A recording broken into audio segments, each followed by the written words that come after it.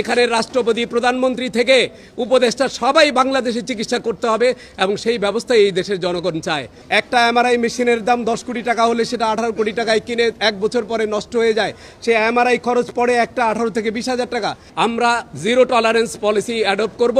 সরকারের 90 দিনে স্বাস্থ্য খাতের মধ্যে যে ভিজিবল পরিবর্তনটি আনবেন, ওনারা আমাদেরকে কমিটমেন্ট দিয়েছেন যে স্বাস্থ্য মন্ত্রণালয় দৃশ্যমান পরিবর্তন আনবেন এবং স্বাস্থ্য খাতকে জনমুখী করবেন এবং সেই 90 দিনের কাউন্টডাউন আজকে থেকেই, এখন থেকে। ঠিক আছে।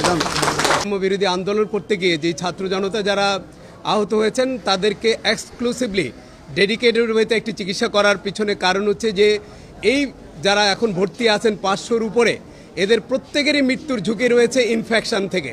তো এই ইনফেকশন যদি আমরা প্রিভেন্ট করতে না পারি, আমাদের এই ছাত্রদের কিন্তু মৃত্যু ঝুঁকি থেকে আমরা কমাতে পারবো না। যে কারণে অ্যাটেন্ডেন্টের যারা আছেন তাদেরকে আমরা অনুরোধ করছি, আপনারা হাসপাতাল কর্তৃপক্ষের সঙ্গে যোগাযোগ করে আমাদের সঙ্গে যোগাযোগ করবেন। আপনারা যেটি ওনারা বললেন, প্রত্যেক পরিচালক, প্রত্যেক স্বাস্থ্য ব্যবস্থাপককে আমরা বলেছি, আপনাদের যদি সার্ভিসে কোনো গ্যাপ থাকে, আপনাদের যদি দুর্বলতা থাকে, আপনাদের ট্রলিম্যান যদি টাকা নেয়, আপনাদের পরীক্ষা নিরীক্ষা করতে যদি তারা নিগ্রহের শিকার হয়, ব্লাড ব্যাংকে যদি নিগ্রহের শিকার হয়, তাহলে ছাত্র জনতা কিন্তু আপনাদের উপরে কোনোভাবে ছেড়ে দিবে না। সুতরাং আপনারা আপনাদের অবস্থান থেকে প্রত্যেক পরিচালক স্ব অবস্থানে তার দায়িত্ব যথাযথভাবে পালন করেন। চিকিৎসকরা যার যথাযথ দায়িত্ব পালন করবেন এবং প্রত্যেকটি হাসপাতালে একটি অভিযোগ বাক্স খোলা হয়েছে, যেটি লাল একটি অভিযোগ বাক্স থাকবে। যে কেউ যে কোনো হাসপাতালে, সেটি সরকারি হোক বেসরকারি হোক, প্রতারিত হলে পরে সেই অভিযোগ বক্সে অভিযোগ দান করবেন এবং 24/7 হেল্প ডেস্ক থাকবে। এই স্বাস্থ্য ব্যবস্থা ওভারনাইট পরিবর্তন করা সম্ভব না, কিন্তু আমরা যেটি চিন্তা করছি, স্টেটের অনেক বড় দায়িত্ব, যেটি আজকে বলা হচ্ছে বেসরকারি খাতে সরকারি খাতে কেন মানুষের চিকিৎসা ব্যয় বাড়বে, আউট অফ পকেট এক্সপেন্ডিচার এত বেশি হবে কেন? এটা হচ্ছে স্টেটের রেসপন্সিবিলিটি।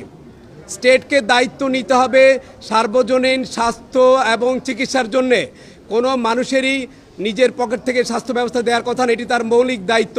সুতরাং এটা রাষ্ট্রীয় একটি ইন্স্যুরেন্স পলিসি করতে হবে, যার মধ্য থেকে সবাই এমপ্যানেল প্রাইভেট হসপিটাল এবং গভর্নমেন্ট হসপিটালে কোনো নাগরিককে যাতে কোনো অর্থ দিতে না হয়। কারণ এই যে আউট অফ পকেট এক্সপেন্ডিচার, আপনারা জানেন বাংলাদেশে এখন 1 লক্ষ ডায়ালাইসিস মেশিন দরকার। 4 থেকে 5 লক্ষ রুগী কিডনি ডায়ালাইসিসে ভুগছে, এন্ড স্টেজ রেনাল ফেলিওরে ভুগছে। তো এত রুগী যারা ডায়ালাইসিস করছেন, একজনের প্রতি মাসে 50,000 টাকার বেশি খরচ হয়। মানুষ দরিদ্র সীমা থেকে দরিদ্র সীমার নিচে চলে যাচ্ছে, এই জিনিসটাকে কখনোই অ্যাড্রেস করা হয়নি। সুতরাং এটি রাষ্ট্রের দায়িত্ব প্রত্যেকটি নাগরিকের চিকিৎসা নিশ্চিত করা এবং এই চিকিৎসা ব্যয় বহন